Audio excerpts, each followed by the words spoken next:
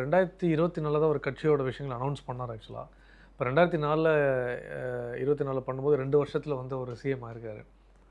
அவரு விஜய் சார் மாண்புமிகு முதலமைச்சர் தளபதி விஜய் அவர்கள் எத கணிச்சாரு சார் எதுன்னு தெரியல. பட் அவர் எல்லா படங்களும் பார்த்தீங்கன்னா, அந்த தலைவா டைம் லீட் அந்த டேக் போட்டதுலேருந்து எல்லாமே ஒரு விஷயம் நடந்துச்சு. அதுக்கப்புறம் அவர் ஸ்கிரிப்ட் கேட்கப்பட்ட எல்லா கதைகளுமே மக்களுக்கு ஒரு விஷயம் பண்ணுறதுலையும், எல்லாருக்கும் ஒரு பிரச்சனை வந்து இறங்குறதும், ஸோ மக்களுக்காக ஒரு விஷயம் பண்ணுற ஒரு விஷயங்கள். அப்போ விஜயகாந்த் சார்லாம் பண்ணியிருப்பார் படங்கள்ல ரொம்ப நாளெல்லாம்.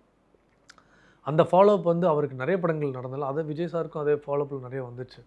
ஸோ பொலிட்டிக்கலா ஜெயிச்சவங்க எல்லாமே வரணும்னு நினைக்கிறவங்க எல்லாருக்குமே, இந்த மாரி படங்கள் அதுவும் அமையும், அது அமைச்சுக்கிறதான்னு தெரியல. அதெல்லாம் வந்துட்டே இருந்துச்சு ஒரு படங்கள்ல. பட் சர்க்கார்ல வந்து என்னன்னா, இவருக்குன்னு எழுதப்பட்ட படம் பொலிட்டிக்கலா அவர் ஜெயிச்சதுக்கு அப்புறமும், அவர் எலக்ஷன்ல நிறைய விஷயம் கேம்பெயின் பண்ணிட்டு இருப்பாங்கல்ல. எதிர்க்கட்சிக்கு சொல்ல வேண்டிய விஷயங்கள் எல்லாமே சீன்ல முன்னாடியே வச்சிருப்பாரு. அந்த படத்துல ஆக்சுவலா. சரியான சீன்ஸ் எல்லாமே பயங்கரமா இருந்துச்சு. ஓட் போட வந்ததும், இந்த இந்த வாட்டி தான் அதிகமா வெளியூர்லேருந்து வந்து அந்த காஸ்ட்ட உடைச்சு, ஜாதின்ற ஒரு விஷயம் இல்லாம, எல்லாத்தையும் உடைச்சு காஸ்ட்டுக்கு ஓட்டு போட்டது இதுதான் முதல் தடவையா இருக்கும்னு நான் பெருசா நம்புறேன் கண்டிப்பா. அது வந்து எனக்கு தெரிஞ்சு சர்க்கார் வரும்போது ஒரு எலெக்ஷன் வருவாரா, சிஎம் ஆவாரான்ற நம்ம கணிக்கல கண்டிப்பா.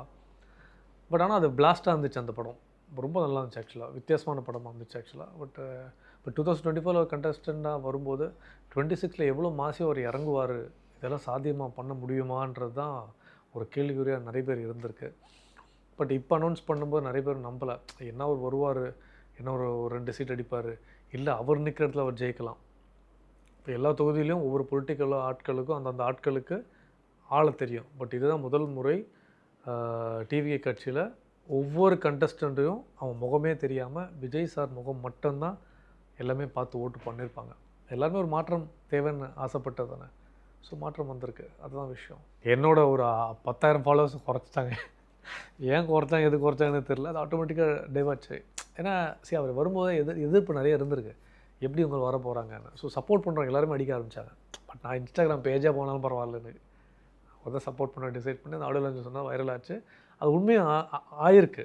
அவ்வளோ பேர் சப்போர்ட் பண்ணாங்க. ரொம்ப உண்மையிலே ரொம்ப சந்தோஷமா இருந்துச்சு. முதல்ல அவர் போய் போட்டா, டிவிக்கோட ஒரு சிம்பிள தூக்கி போட்டு ஒரு ஃபோட்டோ ஒண்ணு, ஒரு செல்ஃபி ஒண்ணு தளபதி கூட ஒண்ணு எடுக்கணும். அதுதான் லைஃப் டைம் அச்சீவ்மெண்ட்டா யோசிக்கிறது. இப்போ முதலமைச்சரா இருக்காரு. நேரம், காலம் ஏதாவது விஷயங்கள் ஒரு அப்பாயின்ட்மெண்ட் கிடைச்சா நிச்சயமா நம்ம நண்பர் மினிஸ்டர் வழியா கண்டிப்பா போய், கண்டிப்பா தளபதிய சந்திப்பேன். 100% அது காலம் நமக்கு எப்படின்னு தெரியல.